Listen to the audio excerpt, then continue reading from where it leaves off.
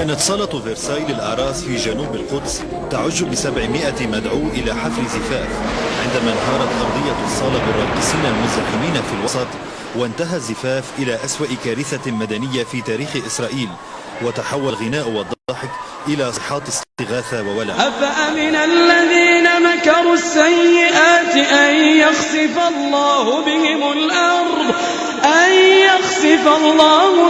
الأرض أو يأتيهم العذاب من حيث لا يشعرون أو يأخذهم في تقلبهم فما هم بمعجزين أو يأخذهم على تخوف فإن ربكم لرؤوف رحيم.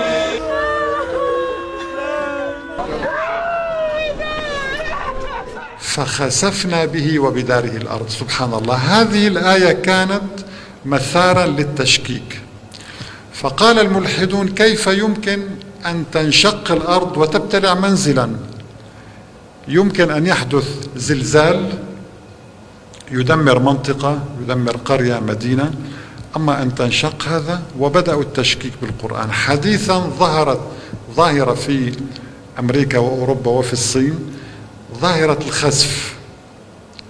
سوف نرى كيف، وهذه في أرقى شوارع الولايات المتحدة الأمريكية، كيف سبحان الله تنخسف الأرض بهم، على الرغم من البناء الهندسي المتقن ولديهم قياسات وكل شيء. يعني انظروا كيف سبحان الله.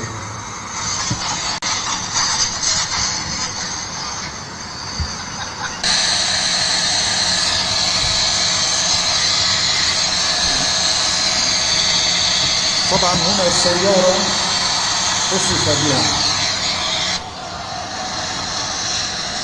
وهذا بيت أيضا، بيت واحد انظروا خسف به، انهار بسبب ظاهرة الخسف. وهذا هو الجزء الثاني من البيت.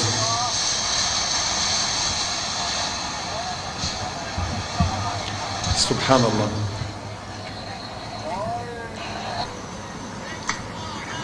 وهنا جانب من الشارع ينخسف وينقلب سبحان الله بشكل يعني مرعب ومفاجئ. يعني العلماء لا يعرفون تفسيرا لهذه الظاهرة. Oh my God!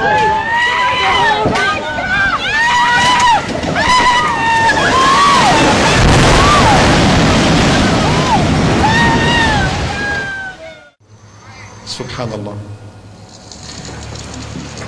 انظروا هذا كراج السيارات خسف، وهذا بيت، وهذه سيارة أيضا، وهذا حيوان، وهذا انظروا إنسان واحد يمكن أن تخسف به الأرض. سبحان الله.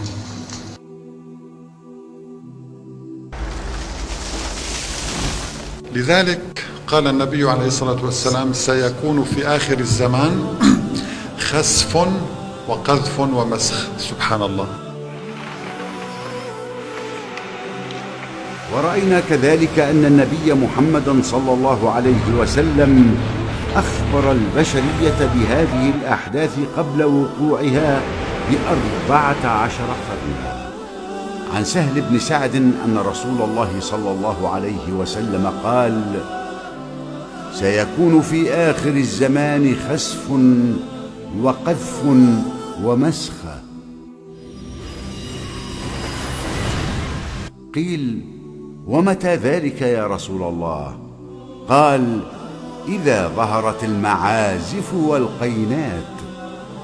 واستعمل عليه الصلاة والسلام كلمة آخر الزمان للتعبير عن الزمان الذي تقع فيه هذه الحوادث، وبين أن حدوث هذه العلامات دليل وإشارة إلى اقتراب الساعة.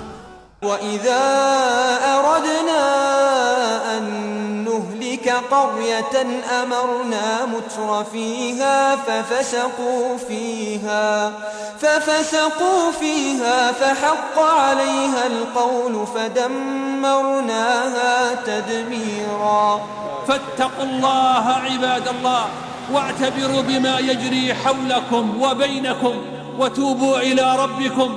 لما حدث الخسف بقارون لم يكن السبب يا عباد الله أن القشرة الأرضية كانت لينة وهينة، بل إن السبب أنه عصى الله ورسوله، كما قال الله عنه: فخسفنا به وبداره الأرض. فخسفنا به وبداره الأرض فما كان له من فئة ينصرونه من دون الله وما كان من المنتصرين.